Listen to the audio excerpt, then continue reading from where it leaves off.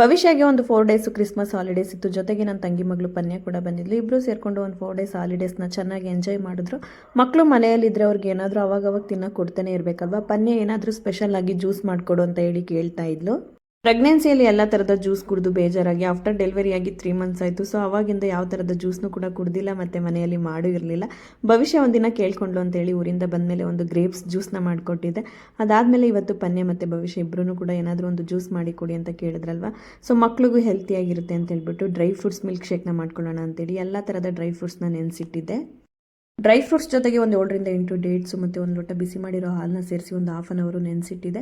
ಅದಾದಮೇಲೆ ಒಂದು 2 ಬಾಳೆಹಣ್ಣನ್ನು ಕಟ್ ಮಾಡಿ ಹಾಕ್ಕೊಂಡು ಮತ್ತು ಒಂದು ಆಪಲ್ನ ಕೂಡ ಸೇರಿಸ್ಕೊಂಡಿದ್ದೀನಿ. ಸ್ವೀಟ್ಗೆ ಅಂತೇಳಿ ಒಂದು 2 ಸ್ಪೂನ್ ಹನಿನ ಸೇರಿಸ್ಕೊಂಡು ಗ್ರೈಂಡ್ ಮಾಡಿಕೊಂಡೆ. ಸೊ ಮಿಲ್ಕ್ ಶೇಕ್ ಅಂತೂ ತುಂಬಾ ಚೆನ್ನಾಗಿ ಬಂದಿತ್ತು. ಮನೆಯಲ್ಲೇ ಮಕ್ಕಳಿಗೆ ಈ ಥರ ಹೆಲ್ತಿಯಾಗಿ ಮಿಲ್ಕ್ ಶೇಕ್ಸು ಮತ್ತು ಜ್ಯೂಸ್ನ ಮಾಡಿಕೊಡೋದ್ರಿಂದ ತುಂಬ ಇಷ್ಟಪಡ್ತಾರೆ. ಭವಿಷ್ಯ ಮತ್ತು ಪನ್ಯ ಇಬ್ಬರೂ ಕೂಡ ತುಂಬ ಇಷ್ಟಪಟ್ಟು ಕುಡಿತಾ ಇದ್ರು.